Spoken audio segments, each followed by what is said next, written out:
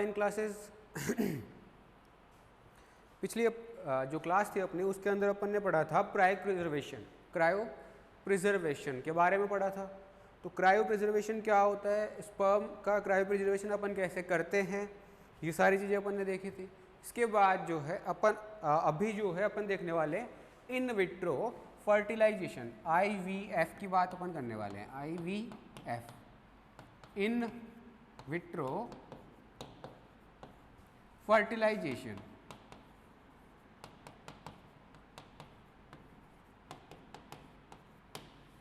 इन vitro fertilization की बात करने वाला है। इन विट्रो फर्टिलाइजेशन की अपन बात करें, ये होता क्या है, what is in vitro fertilization. In vitro fertilization broadly deal with the removal of egg from a woman. एक वुमन से हम एग को रिमूव करेंगे and then fertilizing them in the laboratory and transferring the fertilized egg into the uterus a few days later। इसके अंदर हम क्या क्या कर रहे हैं इन विट्रो फर्टिलाइजेशन में। सबसे पहला तो एक एग को रिमूव किया, ठीक है, एक मदर से, एक वुमन से क्या किया हमने, एग को रिमूव कर लिया। रिमूव करवाने के बाद उनको लेबोरेटरी में एक टेस्ट ट्यूब के अंदर फर्टिलाइज करवाया, फर्टिलाइजिंग दैम, ठीक है। उसके बाद and transferring the fertilized egg को ट्रांसफर कर दिया किसके अंदर, into the uterus a few days later, एक कुछ दिनों के बाद, ठीक है। ये काम अपन यहाँ पे इन विट्रो फर्टिलाइजेशन के अंदर करते हैं। अब ये इन विट्रो फर्टिलाइजेशन अपन करते क्यों है, क्यों करने की जरूरत पड़ी हमें in vitro fertilization, why in vitro fertilization done, क्यों करनी पड़ी, इसलिए करनी पड़ी क्योंकि इनफर्टिलिटी, सबसे पहला मेन कारण तो क्या है, इनफर्टिलिटी। इसको अगर इनफर्टिलिटी को प्रिवेंट करना है, इसको अगर हटाना है तो हम क्या कर सकते हैं, IVF की हेल्प ले सकते हैं। इनफर्टिलिटी को एक्सट्रीमली प्रिवेलेंट, ठीक है। इसके बाद डेफिनेशन,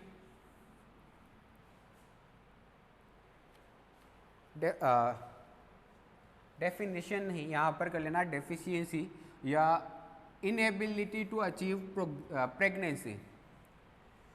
या इसको अपन क्या बोल सकते हैं, डेफिशिएंसी, मतलब किसी वुमन में या किसी मेल के अंदर डेफिशिएंसी है, डेफिशिएंसी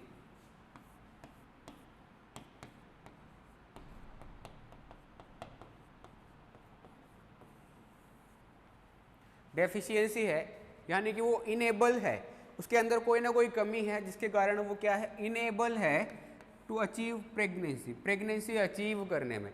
या तो वो मेल की कमी के कारण हो सकता है, अगर मेल के अंदर कोई कमी है तो भी जो वुमन है वो प्रेग्नेंट नहीं हो पाएगी।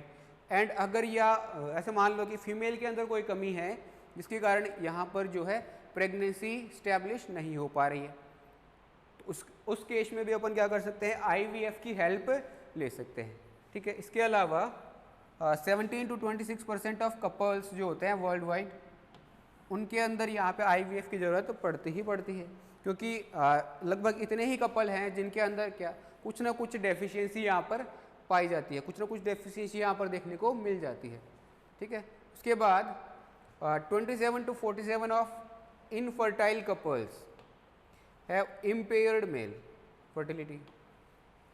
जो लगभग जितने भी इनफर्टाइल कपल है ना पूरे वर्ल्ड में, उनमें से मेल की अगर अपन देखें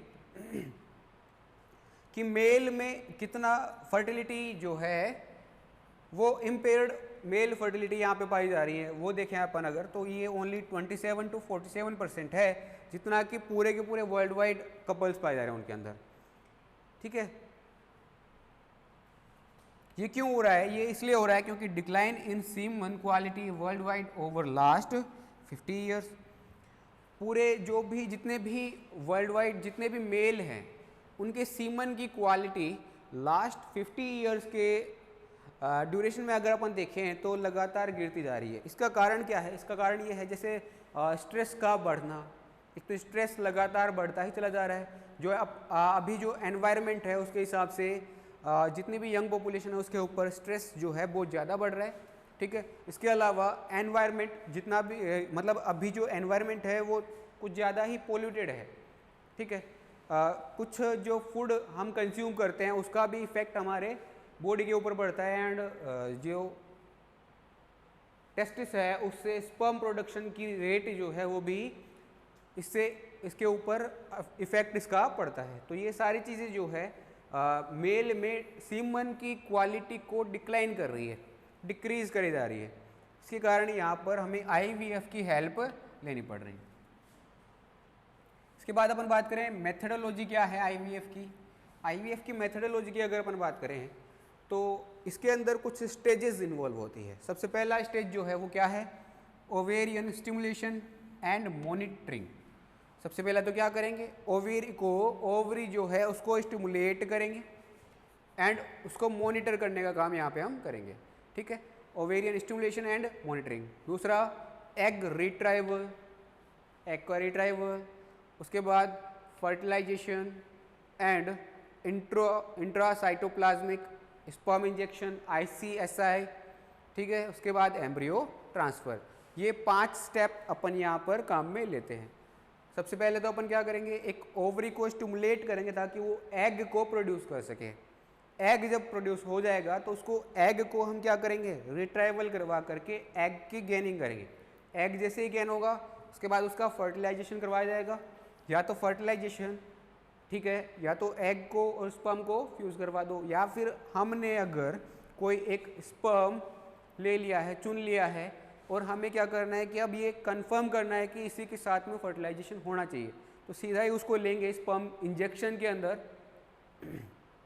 एक इंजेक्शन में लेंगे और इंजेक्शन के थ्रू सीधा ही इंट्रासाइटोप्लाज्मिक स्पर्म इंजेक्शन जो है उसके थ्रू सीधा ही स्पर्म को oocyte के अंदर ट्रांसफ़र करवा देंगे, जिससे कि यहाँ पर हमें एक जाइगोट मिलेगा। इस जाइगोट को थोड़े टाइम के लिए हम कल्चर करवाएंगे, ठीक है, थोड़े टाइम के लिए कल्चर करवाएंगे, और कल्चर करवाने के बाद एम्ब्रियोनिक एक स्टेज आएगी। कोई सी भी एक स्टेज के अंदर जो है हम जिस स्टेज में जहाँ पर होता है, जैसे फेलोपियन ट्यूब में अगर होता है तो फेलोपियन ट्यूब में, अगर यूट्रस में होता है तो यूट्रस में, उस स्टेज के हिसाब से उसको ट्रांसफ़र करवा देते हैं, ठीक है। एम्ब्रियो ट्रांसफ़र सबसे लास्ट में अपन क्या करेंगे, एम्ब्रियो ट्रांसफ़र। उसके बाद स्टेज 1, स्टेज 1 की अपन अगर बात करें, स्टेज 1 क्या थी, ओवेरियन स्टिमुलेशन एंड मॉनिटरिंग। सबसे पहला हम क्या करेंगे, ओवरी को स्टिमुलेट करेंगे कि वो फॉलिकल्स को मैच्योर करे एंड एग्स को ज़्यादा से ज़्यादा मात्रा में रिलीज करे। ओवेरियन स्टिमुलेशन के लिए used to produce multiple mature follicle. जैसा कि अपन ने पिछली क्लास में देखा था, सुपर ओवुलेशन जो है उसके बारे में बात करी थी अपन ने। सुपर ओवुलेशन में हम क्या कर रहे थे, कुछ एंजाइम्स को काम में ले रहे थे जो कि यहाँ पर हमारी हेल्प कर रहे थे बहुत सारे जो फॉलिकल्स है उनको मैच्योर करवाने में एंड बहुत सारे एग्स को प्रोड्यूस करने में, ठीक है, rather than single egg normally developed each month. जो नॉर्मली डेवलप होता है ईच मंथ उसको ना डेवलप करवा करके हम क्या करेंगे, यहाँ पे सुपर ओवुलेशन करवा करके मल्टीपल मैच्योर फॉलिकल्स के थ्रू मल्टीपल एग्स को यहाँ पे गेन या उनकी गेनिंग करेंगे, ठीक है। उसके बाद सेकेंड स्टेज क्या करती है, egg retrieval. Egg recovery is accomplished by transvaginal procedure. एक ट्रांसवेजाइनल प्रोसीजर होता है जिसके थ्रू हम क्या करते हैं, एग की रिकवरी कर रहे होते हैं, which can be performed under light sedation और लोकल एनेस्थीसिया। लाइट सेडेशन एक मेथड होता है जिसके थ्रू हम क्या कर रहे होते हैं, यहाँ पर पोजीशन को देख रहे होते हैं एग की, एंड जो ट्यूब अपन काम में ले रहे हैं एग को गेन करने के लिए, यहाँ पे जैसे अपन ने ली हुई है, ठीक है, उस कंडीशन में अपन क्या कर रहे होते हैं, लाइट सेडेशन के थ्रू यहाँ पर देख रहे होते हैं कि कहाँ पर एग जो है कहाँ से हमें कलेक्ट करना है। तो anaesthesia, local anaesthesia and light sedation के थ्रू हम यहाँ पे एग रिट्राइवल का प्रोसेस को जो है पूरा करवाते हैं। इसके बाद फर्टिलाइजेशन, इसके बाद अगला प्रोसेस क्या होगा, फर्टिलाइजेशन। जैसे ही हम एक मैच्योर एग को प्राप्त करते हैं, जैसे हमें एक मैच्योर एग मिलेगा, उस एग को हम क्या करेंगे, उस एग को हम लेंगे एक टेस्ट ट्यूब में या लेबोरेटरी के अंदर ले जा करके, ठीक है, उसको एक प्रिपेयर्ड कल्चर मीडियम में डाल देंगे, ठीक है, एक आइडेंटिकल टेम्परेचर उसे प्रोवाइड करवाएंगे एंड देन उसको स्पर्म के साथ फर्टिलाइज करवा देंगे, स्पर्म के साथ फर्टिलाइज करवा देते हैं, जिससे कि हमें एक जाइगोट की जो है प्राप्ति हो सके, जाइगोट हमें मिल सके एक, ठीक है। तो यहाँ पर क्या क्या करवाया हमने, एक incubated meticulously prepared culture medium जो है उसके अंदर एग को डाला और एग को स्पर्म के साथ डाल दिया और स्पर्म जो है उन दोनों को फर्टिलाइजेशन के लिए एक पर्टिकुलर टेम्परेचर हम प्रोवाइड करवाते हैं, आइडेंटिकल टेम्परेचर हमें प्रोवाइड करवाते हैं, ठीक है, जो कि ह्यूमन बॉडी का या वुमन बॉडी का जो होता है टेम्परेचर वैसा ही सेम टू सेम यहाँ पे प्रोवाइड करवाते हैं, जिससे कि दोनों का फ्यूज़न हो सके एंड एक जाइगोट हमें मिल सके। जैसे देखो ये रहा, ये एक स्पर्म है अपना और ये एक एग, इन दोनों का फ्यूज़ करवाया और फ्यूज़ करवाने के बाद जाइगोट का फॉर्मेशन हो गया।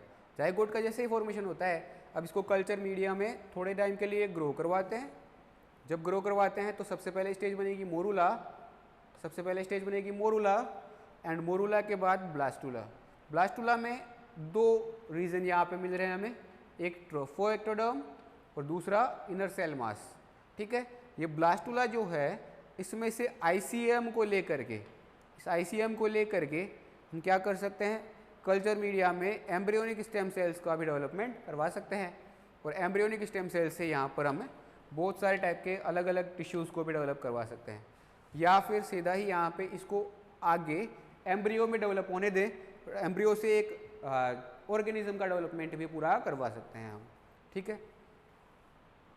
इसके बाद फोर्थ स्टेज हो गया अपना इंट्रासाइटोप्लाज्मिक स्पर्म इंजेक्शन, ठीक है। ये जो प्रोसेस है during the process of ICSI, ICSI मतलब इंट्रासाइटोप्लाज्मिक स्पर्म इंजेक्शन, ठीक है।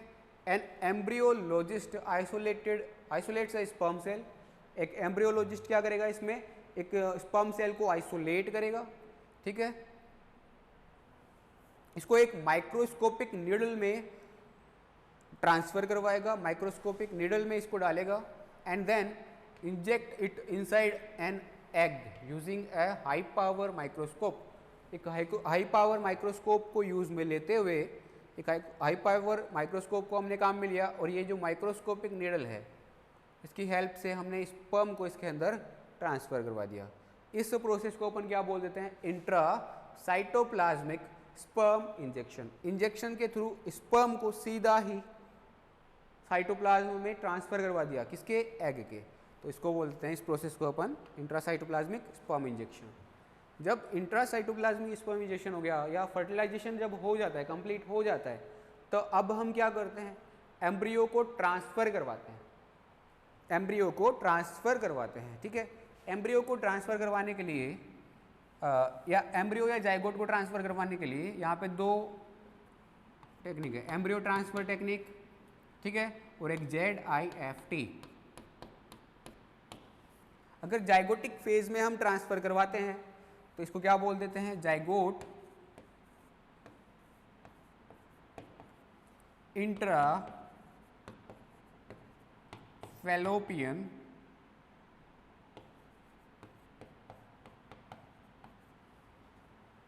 Tube transfer technique.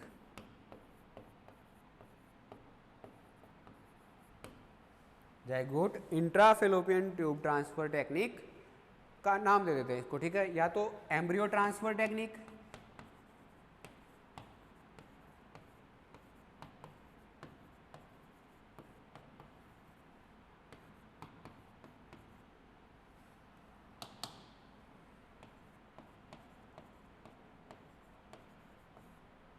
Embryo transfer technique को काम मिलेंगे जिसमें हम एम्ब्रियो को जो है यहाँ पे यूट्रस के अंदर ट्रांसफ़र करवाते हैं, ठीक है, या फिर फेलोपियन ट्यूब में जाइगोट को ही सीधा ट्रांसफ़र करवा देते हैं। दो तरीके से काम ले सकते हैं, जिसमें से हम यहाँ पे क्या काम में ले रहे हैं, एम्ब्रियो ट्रांसफ़र टेक्निक, ठीक है, जिसमें embryo transfer is not a painful process. ये एक पेनफुल प्रोसीजर ना हो करके जो है and can be performed without sedation. इसको बिना सेडेशन के भी परफॉर्म किया जा सकता है। इसमें क्या करेंगे, यूजुअली अप टू 3 एम्ब्रियोज, एक नहीं 3 या 3 से ज़्यादा एम्ब्रियोज को यहाँ पर प्लेस कर देते हैं टुगेदर इन कैथेटर ट्यूब। एक कैथेटर ट्यूब होती है जिसके अंदर इसको डाल करके, एम्ब्रियो को डाल करके और इसको फिर ट्रांसफर करवा देते हैं एंड ट्रांसफर्ड, कैथेटर ट्यूब में डाल करके and transferred via the vagina into the uterus, into the uterus. Uterus के अंदर यहाँ पर हम वेजाइना के थ्रू ट्रांसफर करवा देते हैं। किसकी सहायता से? कैथेटर ट्यूब की सहायता से। ये पूरा अपना हो गया एम्ब्रियो ट्रांसफर टेक्निक। इसके बाद success rate of IVF. IVF की सक्सेस रेट क्या होती है? तो varies from programme to programme. जैसे प्रोग्राम, अलग अलग प्रोग्राम जैसे हम चला रहे हैं उसमें अलग अलग प्रोग्राम टू प्रोग्राम ये जो है सक्सेस रेट जो है ये वेरी करती है। जैसे किस ऑर्गेनिज्म के लिए अपन चला रहे हैं ये इसके ऊपर डिपेंडेंट है। It is dependent upon correct diagnosis of patient and as.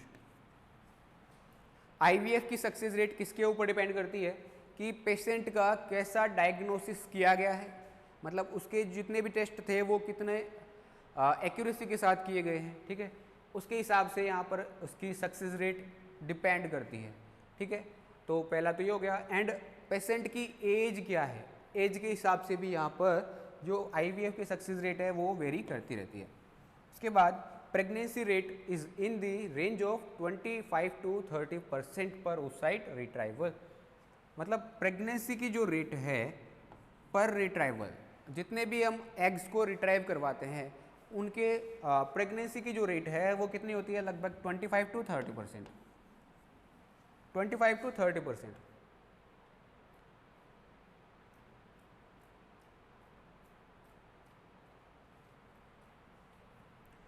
ठीक है, 25 to 30% होती है। बट अगर ये टेक होम पर लिया जाए, अगर घर पर लिया जाए तो कितना होता है? पर प्रोसीजर 15 to 20% ही होती है, ठीक है। तो इसी हिसाब से 15 to 20 और 25 to 30% के हिसाब से अगर अपन देखें, इसी को देखते हुए 3 या मोर देन 3 एम्ब्रियो को यहाँ पर ट्रांसफर करवाया जाता है यूट्रस के अंदर, ताकि जो यहाँ पे सक्सेस रेट है इसको बहुत ज़्यादा बढ़ाया जा सके, ठीक है। तो ये सक्सेस रेट की बात हुई। इसके बाद फैक्टर्स, क्या क्या फैक्टर्स हैं जो आईवीएफ को अफेक्ट करते हैं? इन फैक्टर्स की अपन अगर बात करें, इंक्रीज रिस्क ऑफ एबॉर्शन। सबसे पहला तो रिस्क क्या हो गया? Increased risk of abortion. Abortion की बात करें तो मतलब ऐसा है कि कुछ केसेस ऐसे होते हैं जिनके अंदर रिस्क होता है कि अबॉर्शन हो जाए, तो ऐसी कंडीशन में ये वाले फैक्टर्स जो है इनको लिमिटेड करना पड़ता है। इनकी जो है यहाँ पर बार बार चेकिंग करनी पड़ती है जिससे कि अबॉर्शन ना हो पाए एंड आईवीएफ की सक्सेस रेट बढ़ जाए, ठीक है। दूसरी जो फैक्टर है वो क्या है? Multiple pregnancy. जैसे हमने एक 3 या 3 से ज़्यादा ओवम को यहाँ पे काम में लिया, तो ये 3 या 3 से ज़्यादा जो है, ये तीनों या तीनों से ज़्यादा जितने भी हमने एम्ब्रियो यहाँ पे ट्रांसफ़र किए हैं वो भी तो जाके सारे के सारे भी तो जाके वहाँ पे इम्प्लांट हो सकते हैं। तो प्रेगनेंसी जो है मल्टीपल भी हो सकती है। तो ऐसी कंडीशन में ये भी एक क्या हो गया? फैक्टर जो अफेक्ट करता है आईवीएफ को। उसके बाद एक्टोपिक प्रेगनेंसी एक फैक्टर हो गया, एक्टोपिक प्रेगनेंसी। दूसरा लो बर्थ वेट बेबी, ऐसा बेबी जिसका बर्थ वेट जो है वो कम होगा, ये भी एक कंडीशन है जो कि अफेक्ट करती है आईवीएफ की सक्सेस रेट को। प्रीमेच्योर डिलीवरी, ज़्यादातर केसेस में ऐसा देखा गया है कि जो डिलीवरी है वो प्रीमेच्योर ही हो जाती है, प्रीमेच्योर बेबी ही डिलीवर हो जाता है। तो इस कंडीशन में उसकी जो सर्वाइवल रेट है वो थोड़ी कम हो जाती है, इसलिए ये भी एक सोचने लायक बात है, ठीक है। इसके बाद लिमिटेशंस ऑफ आईवीएफ। आईवीएफ की लिमिटेशंस क्या क्या है? सबसे पहला तो क्या है? Genetic defect in oocyte। oocyte में कोई जेनेटिक डिफेक्ट हुआ तो तो ये भी एक क्या हो गया इसका IVF का ड्रॉबैक हो गया। ठीक है, genetic defect in fertilising sperm, sperm में कोई जेनेटिक डिफेक्ट हुआ तो भी गड़बड़ हो सकती है। तो ये दोनों क्या है इसके थोड़े से जो है डाइवर्स इफेक्ट्स हैं। उसके बाद अपन बात करें एनवायरमेंटल म्यूटाजेनेसिस, जैसे कि हमने क्या किया लेबोरेटरी में ये सारा काम किया है। तो लेबोरेटरी में जो है यहाँ पर यूवी रेज जो है उसको जैसे स्टरलाइजेशन के लिए अपन काम में लेते हैं यूवी रेज को, तो वो भी यहाँ पे हार्मफुल हो सकती है, म्यूटाजेनेसिस की तरह काम कर सकती है। एंड लेबोरेटरी में तो और कई सारे केमिकल्स भी हो सकते हैं जिनका यहाँ पर mutagenic effect, environmental mutagenic effect यहाँ पे देखने को मिल सकता है। तो ये एक ड्रॉबैक इसका हो गया। इसके बाद इनएडिक्वेट supply of nutrient and hormones, जैसे अपन अगर लेबोरेटरी में करवाते हैं तो वो वहाँ पर वैसी कंडीशंस नहीं मिल पाती जैसा कि एक मदर के यूट्रस में मिल पाती है।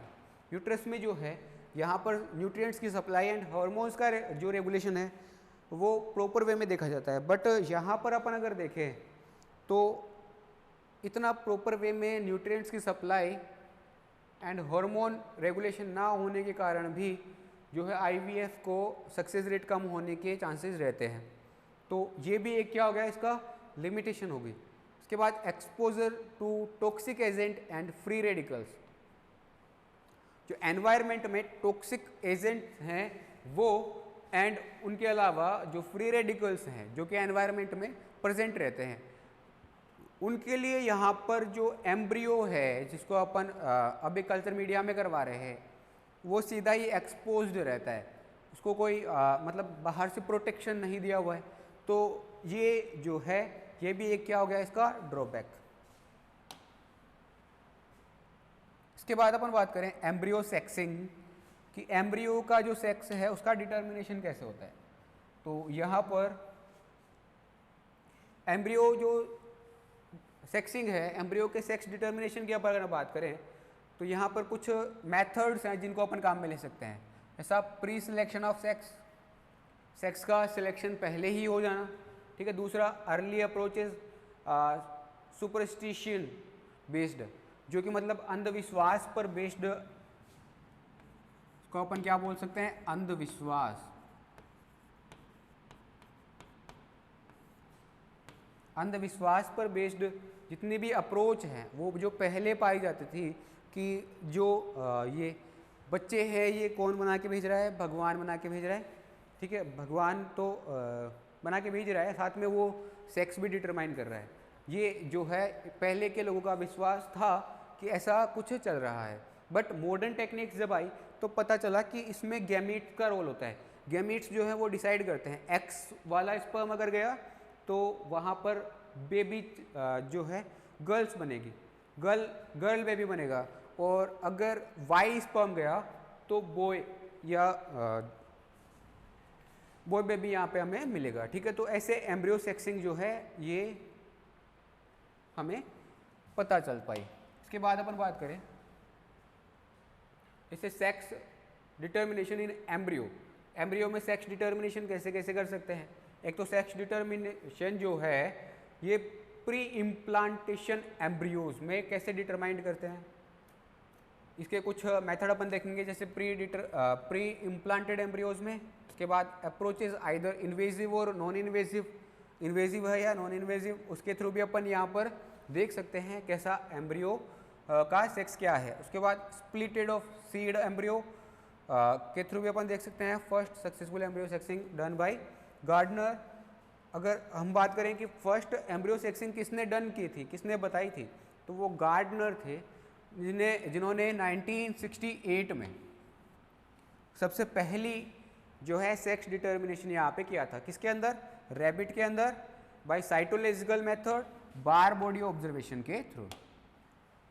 इसके बाद सबसे पहले अपन बात करें कि मेथड्स क्या क्या है एम्ब्रियो में सेक्स डिटर्मिनेशन के, एम्ब्रियो स्प्लिटिंग के। तो सबसे पहला मेथड है अपना नॉन इन्वेजिव मेथड।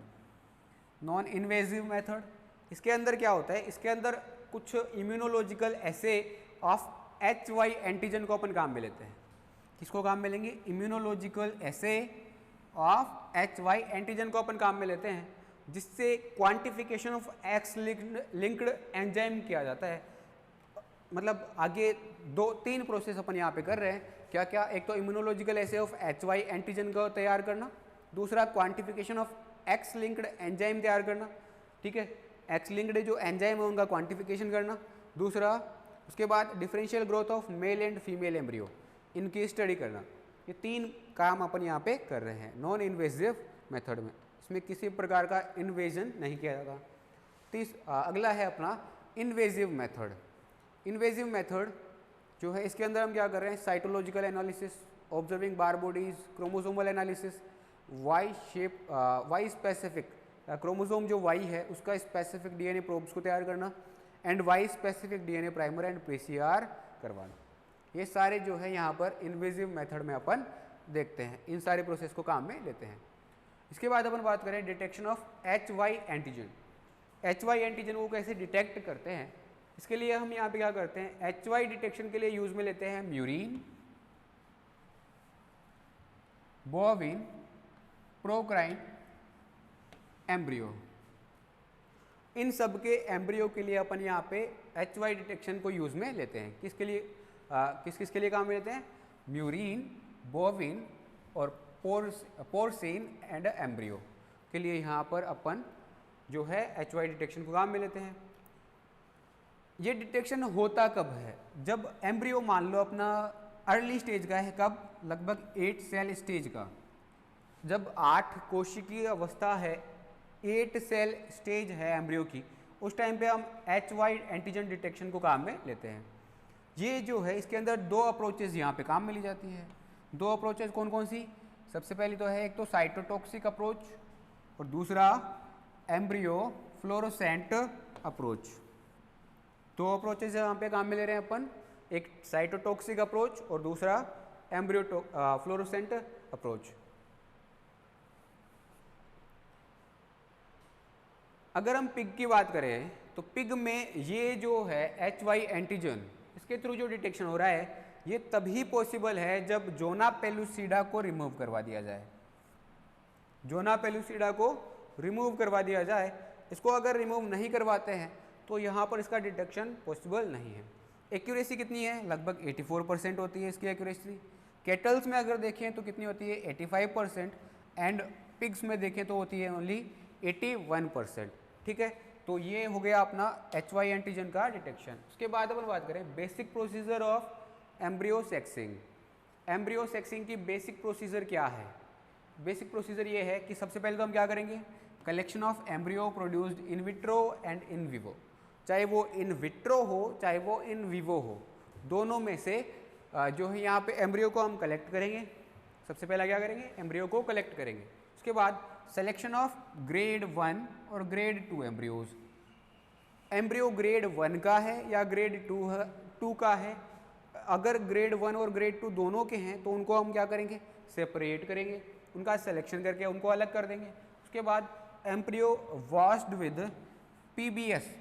PBS क्या है? यहाँ पर एक मीडियम है जिसको अपन नाम बोलते हैं फॉस्फेट बफर्ड सेलाइन। इससे इसको वॉश करेंगे and placed in a drop containing 200 millimole sucrose. 200 millimole sucrose containing drop, एक ड्रॉप के अंदर यहाँ पे इसको हम प्लेस कर देंगे अंडर माइक्रो मैनिपुलेटर। एक माइक्रो मैनिपुलेटर की देखभाल में हम यहाँ पे ये काम कर रहे होते हैं। इसके बाद जो जोना पेलुसिडा है, उस जोना पेलुसिडा को एक ब्लेड, फाइन माइक्रो ब्लेड की मदद से कट कर देते हैं। उसके अपर रीजन को कट कर देंगे। कट करने के बाद फ्यू ब्लास्टोमियर सक्ड, कुछ ब्लास्टोमियर को सक करेंगे विद फाइन एस्पिरेटर पिपेट, एक फाइन एस्पिरेटर पिपेट की सहायता से। एंड देन ये जो ब्लास्टोमियर अपन ने लिए हैं, इन ब्लास्टोमियर को KCl से वॉश करके, KCl से इसको धो करके एंड ट्रांसफ़र कर देंगे एपेंड्रॉफ ट्यूब के अंदर। एक एपेंड्रॉफ ट्यूब के अंदर इसको हम ट्रांसफ़र कर देंगे। इसके बाद आइसोलेशन ऑफ एम्ब्रियोनिक DNA। जो अब अभी तक हमने क्या किया? एम्ब्रियो की सेल को लिया है। अब सेल में से क्या निकालेंगे? एम्ब्रियो के DNA को बाहर निकालेंगे। कैसे निकालेंगे? बायोप्सी इन 5 0.5 ml एपेंड्रोफ ट्यूब के अंदर बायोप्सी करवाएंगे एंड इसको प्रोटीनेज के जो है उससे ट्रीट करवाएंगे, plus 9 microlitre of lysis buffer का 9 माइक्रोलीटर यहाँ पर लेते हैं, जिससे कि बायोप्सी का जो प्रोसेस है यहाँ पर पूरा कंप्लीट हो सके। इसके बाद इसको ओवरशेड कर देते हैं, किससे? 25 माइक्रोलीटर ऑफ मिनरल ऑयल के साथ इसको यहाँ पर ओवरशेड कर देंगे। उसके बाद incubate at 37 degree centigrade for 10 to 60 minute. इस सेल को लगभग इंक्यूबेट करके रखेंगे कितने टाइम तक? 37 डिग्री सेंटीग्रेड पर लगभग 10 to 60 मिनट्स तक। उसके बाद inactivation of proteinase K at 98 degree centigrade for 10 minute. जैसे जो प्रोटीन वगैरह होती है, इनको अगर अपन टेम्परेचर बढ़ा देते हैं तो इनका क्या हो जाता है? इनएक्टिवेशन हो जाता है। प्रोटीन जो होती है वो क्या हो जाएगी? इनएक्टिवेट हो जाएगी।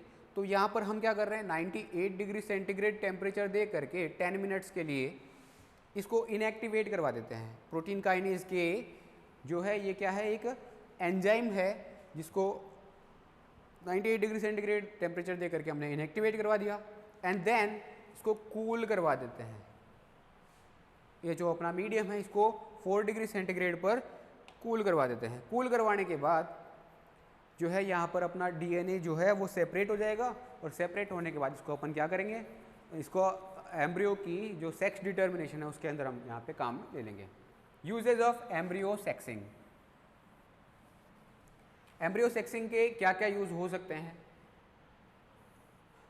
इसमें हम क्या कर सकते हैं? फीमेल और मेल सेक्स रेशियो जो है उसको ऑल्टर कर सकते हैं इन दी फार्म एनिमल्स के अंदर हम ऑल्टर कर सकते हैं मेल एंड फीमेल सेक्स को। उसके बाद increase in milk and meat production को हम यहाँ पे बढ़ा सकते हैं।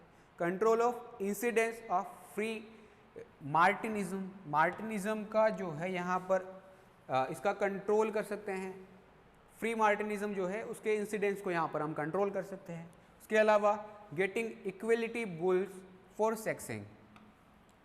सेक्सिंग के लिए बुल्स की जो इक्वलिटी है वो हम यहाँ पे प्राप्त कर सकते हैं। Conversion of rare breed of farm animals की जो रेयर ब्रीड्स हैं उनको यहाँ पे कन्वर्ट करवा सकते हैं।